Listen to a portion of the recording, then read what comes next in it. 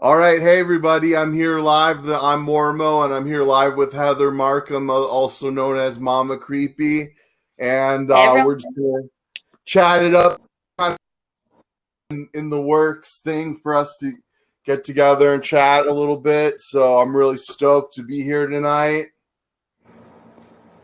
Yeah, me too. It's last minute and nice. I'm Yeah, excited. I'm real bad about planning and making plans and stuff. I try and just get people to jump on and but this software actually came with a scheduling website where you can have people like book me at certain times and agree to meet at a certain time. So I'm looking forward to using that end of the software. Tonight I'm going to be sampling a new flavor of Natty, Natty Rush Blue Frostbite. You're brave. Yeah, it has 1 extra ounce malt beverage with natural flavor and certified color, 8% alcohol. My buddy, his power went out, so I went and picked up him and his kid and let him spend the night last night, and he left this in the fridge. So I'm gonna give it a try. I'm usually not a big malt liquor drinker. Never too late to start. And you know what? Yeah, As far I as don't. interviews go, some of my favorite ones and best ones I've done that have come out have been like the last minute ones. Like a friend of mine from London, we'll just be talking. It'll be like 5 o'clock in the morning for me. I'll be like, hey, do you want to set up an interview? He'll be like, I got time right now. I'm like, all right, fuck it, let's just do it. And next thing you know, 3 hours later, we're like laughing our asses off, and it ends up being a great interview. So, you know what? Those last minute times end up being like some of my favorite times. So, fuck it. That's all. That's awesome. I'm with this software. I'm planning on recording some interviews with women who are into witchcraft and making a movie about witchcraft because I think witchcraft is really popular right now and a lot of people are looking for alternative spirituality and stuff. So Totally. that's my one of my big projects I want to do, and then I want to do a project with my friend at Andy Cooks Food on YouTube, and then I'll probably do more trauma directors. I've interviewed several trauma directors, Ooh, and that's honey, I got always fun. hands full. If you want trauma directors, I can give you tons of those. Nice, nice. That's awesome. And you can have several different people in the video software. I think it's like 30, you can have up to 30 people at the same time. Really? So so it could be a real good way to do a video podcast. And I hate to admit this, but I have a real hard time with audio podcasts. Like Like when I mine? listen to, yeah, and like Nick's, My like 3 hour long podcast. I'm a big fan, and I enjoy when I do listen. But like when I'm on my phone, it goes into hibernate when I'm listening to a podcast. So in order to watch a whole podcast, I have to constantly be touching the screen and stuff. Yeah. Or else, that's really the main thing. And I've thought about getting one of those Alexa machines where you talk to it and I could just say, oh, bring up the new Mama Creepy podcast, and then it would play it automatically over speakers. Like Hmm. that, I think that might be a good way to do podcasting. I know I could do it on my laptop and then lay down and listen while I'm going to sleep. Would probably be a good way to do it. I'm doing is just watching YouTube videos. I'm like super hooked on YouTube videos, and I just sit. Oh, me too. Yeah, yeah, I'm just a video guy. I even have a video. I have a VHS tape tattoo. Yeah, Nice. Very I nice. got that before DVD way back in the day. I've got Lloyd Kaufman's face tattooed on my ass. No, I'm just totally kidding. I don't really have Lloyd Kaufman's face tattooed on my ass. No. Yeah. I'd love to say that though. Next time I see him, I'd be like, "Hey Lloyd, guess what? I got your face tattooed on my ass." And then I just show him my ass just for shits and giggles. That's awesome. And be like, "Oh, it was the other cheek." No. Yeah, me and you have a lot in common because I really like Troma and I really like horror movies and we have similar interests and stuff. I met Lloyd at San Diego Comic-Con when I was a kid. I used to go to San Diego Comic-Con and met him there at the Troma booth. And have you heard my story of meeting Lloyd? No, I don't think so. I was 14 and I had a Last House on the Left. I'm kind of jealous of that Natty's right now. It's like making me thirsty. Yeah. Like, yeah, I totally forgot about it. It's really not bad. It's blueberry. I can already feel it kicking in, and I'm not even like halfway through the can yet. 8% alcohol is a lot, and like I say, I don't drink anything fancy, but I normally don't drink malt liquor, so I'm probably gonna have fun with this one. But I drink malt liquor regularly, but I appreciate my bro leaving it for me for sure. And so anyways, I was 14 and I was wearing a Last House on the Left t-shirt. I met Lloyd. He was wearing the Surf Nazis Must Die t-shirt. And he looked at me and said, "Hey, cool shirt." No bow tie? No, he wasn't wearing a bow tie at that time. And he said, "Nice shirt." And I told him, "Yeah, your shirt's cool too." And that's when I met him. And I knew about him from Up All Night on the USA Network. Troma movies at first. How did you get started on Troma? Oh, I got started on Troma when I was a kid. Like, my parents let me watch horror movies and stuff like that. So, like, Toxic Avenger and stuff like that. Like, that was like baby food. I mean, growing up, I watched all kinds of horror movies. You know, so that was just like breast milk to me growing up. Breast milk. I mean, I'm Irish, so it was like horror movies and whiskey came out of each tit.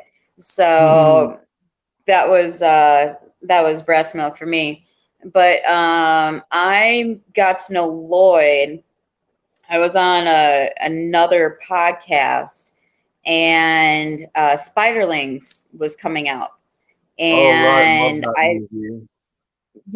and I'd been contacted by the director, Salim Kepsaski, and we became friends, and I interviewed, like, I love that movie. Love the movie. I've become really good friends with that whole family. I ended up interviewing Lloyd, ended up coming on the show, and Lloyd absolutely loved how I did my social media. So on the show, he was like complimenting me while calling the host a piece of shit. And Lloyd and I just bonded.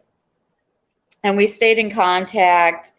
And we just stayed in contact. And he was really supportive of me, especially after I left that show, and how I started my Raw page where I was promoting other people and helping helping other people in the horror industry network and promote their projects. And so finally, when I met Lloyd, there was a film festival in Mississippi, which I live in Baton Rouge right now in Louisiana for now. But anyways, Mississippi's just one of those states I never thought I'd really go to. There's like Alabama, Mississippi. I never really thought I'd end up going to those states, and I'm just like, meh, all right. But yeah, I've been around some different states for sure. Yeah, it was just like those are kind of the states that I'm like, yeah, that's where horror movies end up starting. So he hit me up. There was a film festival going on in Biloxi, and he asked me if I wanted to be his guest at the on the what was it, the dead carpet. So they had a dead carpet thing going on, and he asked me if I wanted to be his guest at the film festival.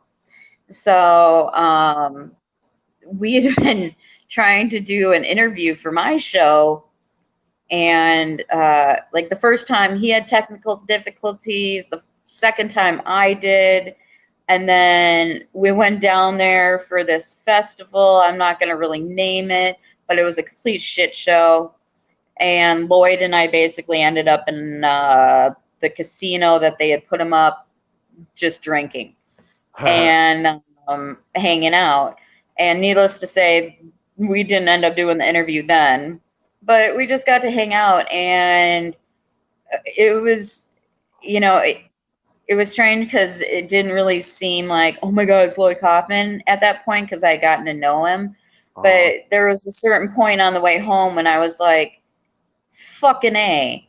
Like, I've been watching his movies since I was a kid. Yeah. You know?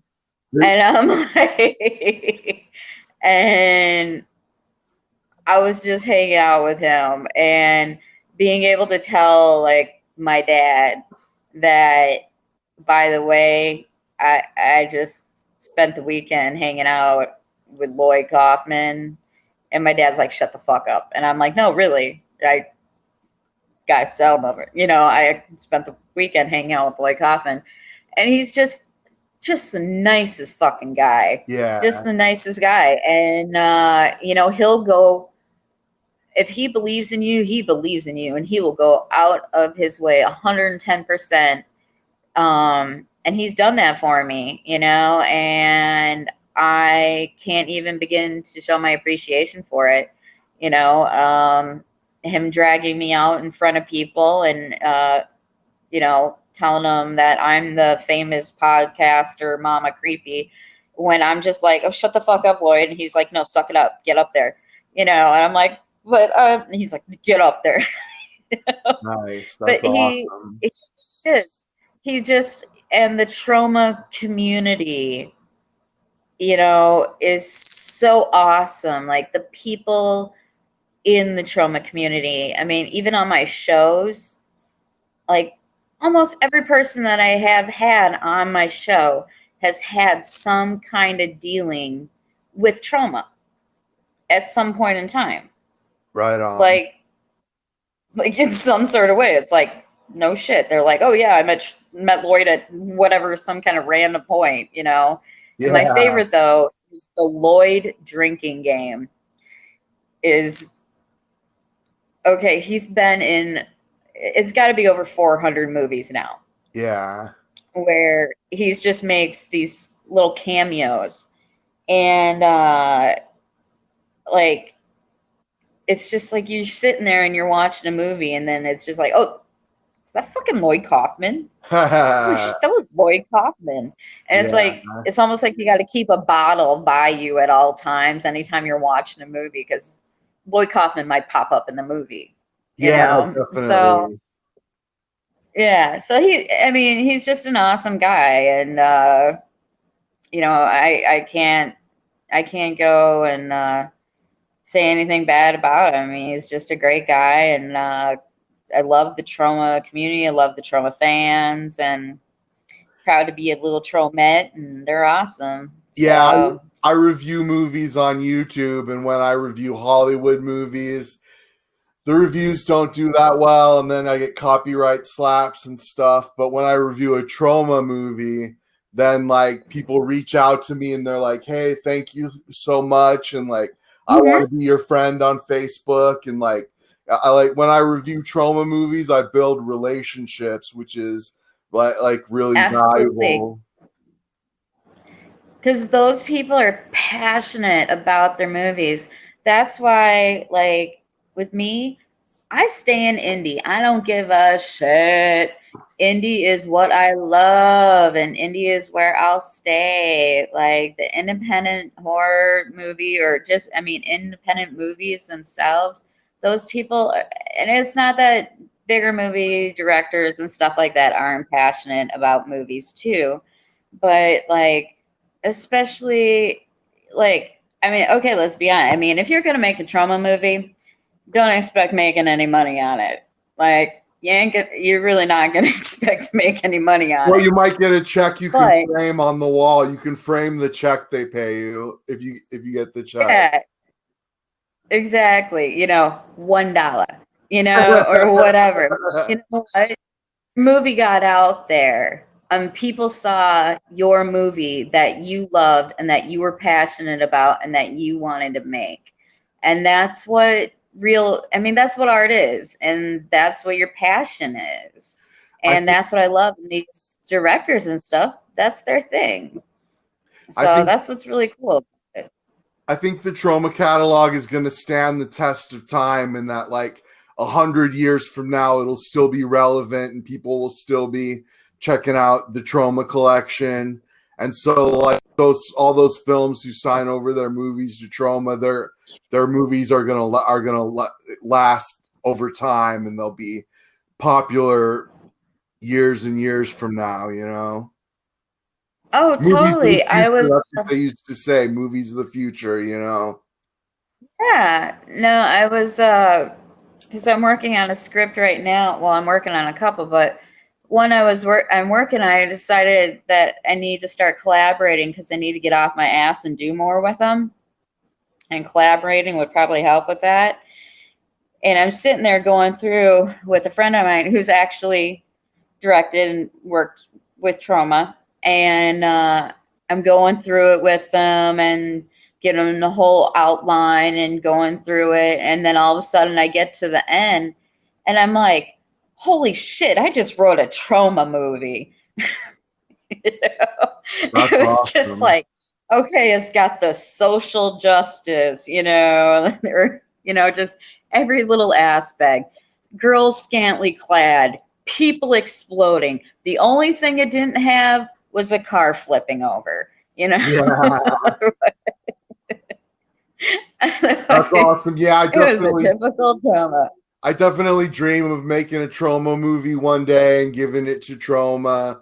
I've actually thought about taking the interviews that I've done and editing them together into a feature length movie I can give to Troma or something. It's definitely that's Yeah, a goal of mine as well. yeah. I mean, my younger brother, he's, I mean, he makes his own craft beer and wine and stuff like that, but he also has always made his own horror, like short horror movies. And that's something that that's on my like list of things I want to do is make a movie with my brother, you know? And I'm Nice. like, we both love Troma.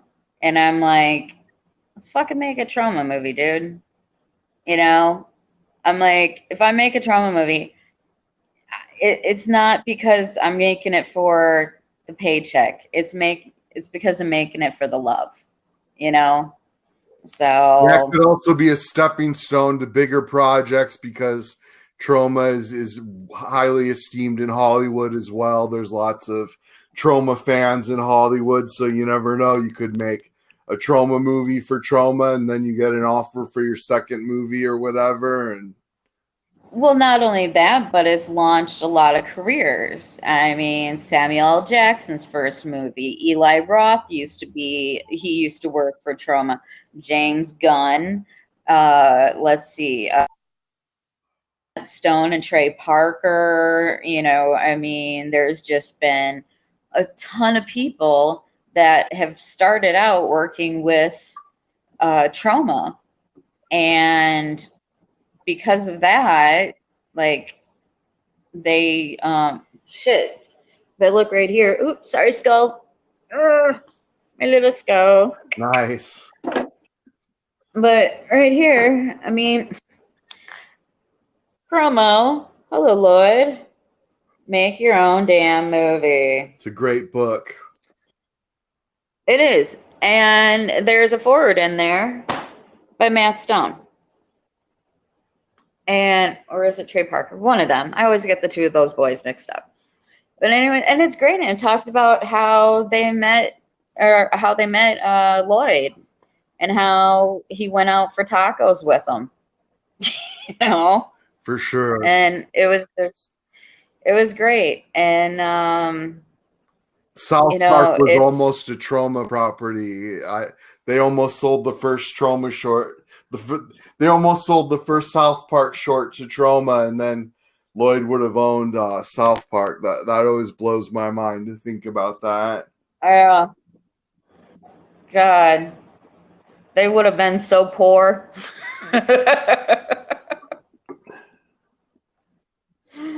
Either they would have been poor or Troma would have actually turned a profit. Yeah. And I really like the issues that Lloyd gets behind, like Hollywood and the media consolidation and everything, and how unfair it is to indies. And That's something that I've always loved, is that social justice aspect. That's always been a thing that's drawn me to Troma movies, is that, and especially like the ones that Lloyd directs himself. You know, I mean, besides like, and I've told him before, I mean, if dick and fart jokes end up not being funny anymore, I don't want to be around. Like, I just don't. Because, like, that's the end of comedy to me, yeah, you know? And, like, I can't wait for the new movie Shakespeare Shitstorm to come out. You know, I mean, yeah. there's been, I'm still looking forward to seeing yeah. Volume 2 of Class of Nukem High. I still haven't seen that yet. Oh, it's so good. It's so good. God, is it on Amazon yet? Or is it on Troma Now yet? It's coming out soon. I know that. If it's not out already, it's coming out soon. And it's really good. It's really good. I mean, I loved it. I've seen both of them. I got to see the premiere when I went to that film festival with Lloyd, and I loved it. I mean, there were people that had just been like seeing a million movies and stuff like that, and were tired, but I mean, they loved Troma and they were there. But me, I was sitting right in the very front, and I'm just laughing my ass off the whole time. And Lloyd's like, "You seem to enjoy it." Fucking right, I did. Like, it was great. Like, it was one of the few times I've actually gotten to see a Troma movie, like, in theaters. So it was a really great experience for me, Yeah. especially since I loved the first one so much. Oh, definitely. I love them too. It was great. I picked it up at Walmart, I think 4 years ago. I actually tweeted on the anniversary. I got reminded on Facebook that I tweeted about the anniversary of me buying Volume 1 on DVD, and then Lloyd retweeted my tweet, which was pretty cool. Hopefully when this interview goes up, I can get some traffic, some Troma traffic. There you go. Yeah, well, speaking of him, Death House, that Lloyd's in, does his little cameo thing in. Death House is going to be on Netflix. Nice. For Cinco de Mayo. I just saw Harrison Smith put up a thing today. I saw that Death House is going to be on there. I'm like, oh, I guess they're not going to put the scene with the skull fucking on there. Nice. But Harrison released that footage anyways. So it was like, MMPA didn't release this, but I'll release it. Yeah, I'm looking forward to it. Did you go see the Pet Sematary remake? No, I haven't seen it yet. Was it good? I enjoyed it. Have you listened to the Ramones cover of the new cover of the Ramones song Pet Sematary? No, I haven't. Definitely check that out on YouTube. It's a really good cover, and it kind of sold me on going to see the movie. And yeah, I thought it was pretty decent. I didn't go see that La Llorona movie yet either. Mm-hmm. But I try and go and see every horror movie that comes out, but I money and stuff is real tight. And where I'm at now,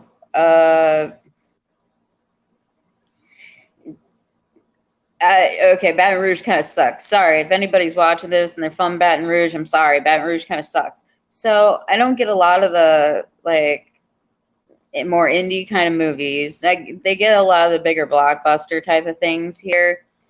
I don't get out a lot to see a lot of those movies because, well, I just don't. Yeah.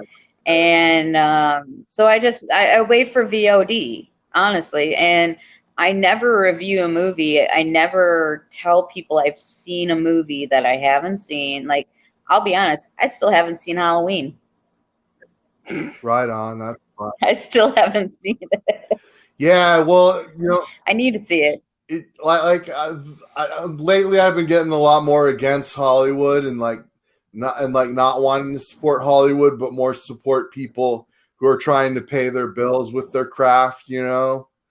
And so it's really, I think the value is in indie films and in like underground films as far as your dollar and the way you spend it. There's a lot more value in investing in independent movies, I think. Oh yeah, they just had I Spit on Your Grave just had its direct sequel came out. I Spit on Your Grave, Deja Vu just came out. And it is the only true sequel. Same writer, same director, same lead actress from the original. I mean, there's been other I Spit on Your Graves, but this is the only true sequel, and Maria Olsen's in it. And she plays the gas station attendant's wife.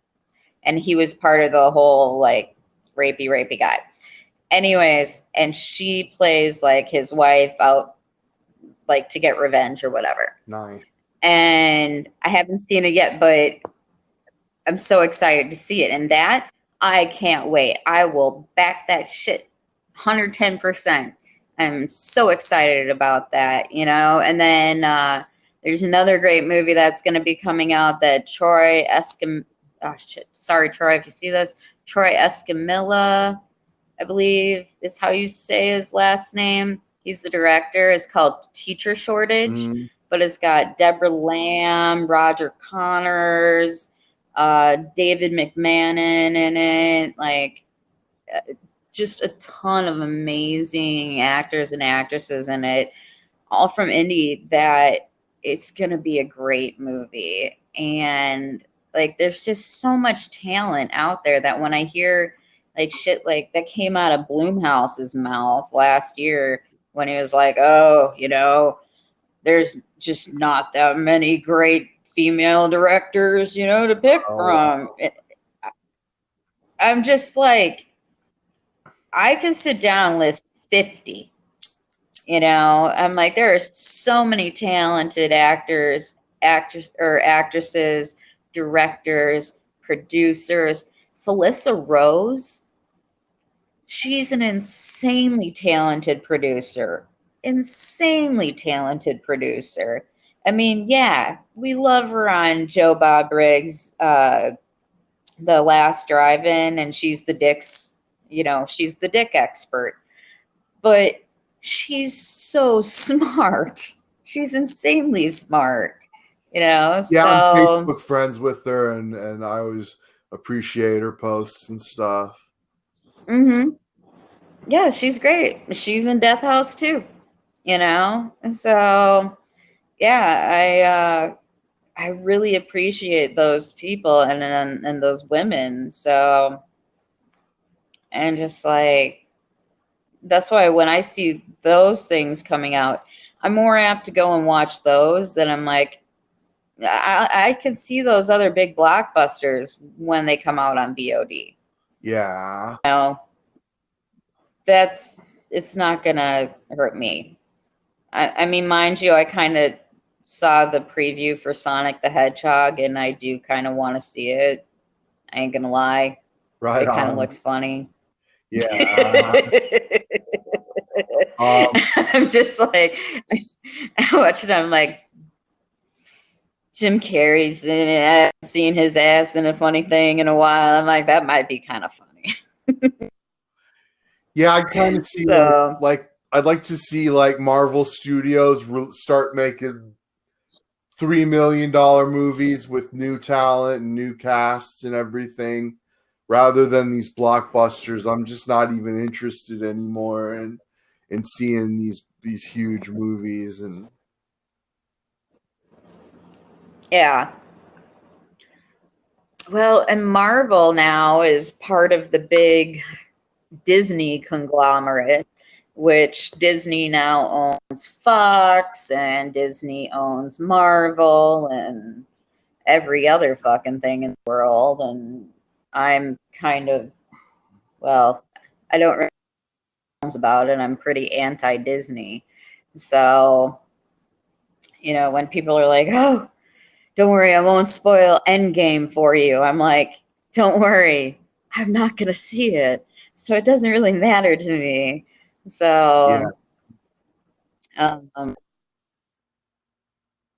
I mean, in a way, it kind of sucks because there's definitely movies out there that I do want to see, but I'm like, you guys are evil bastards, and I want to see your movies, but you're evil yeah, bastards. they really So are. I'm like, I just can't go Yeah, there. definitely, I agree. Yeah.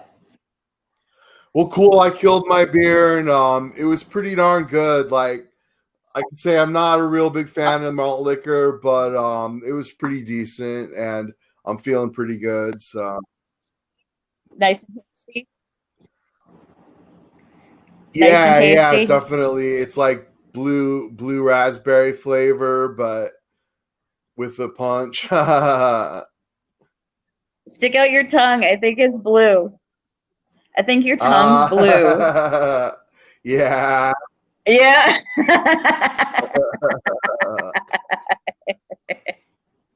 That's awesome. Looks like you were blowing a Smurf. Well, cool. I want to thank you so much, Heather, for being on the show and for helping me test out my new software. You're my Yeah. first guest, so really appreciate it. Yay. I popped your Huh? cherry. Oh, I yeah, popped your cherry. totally.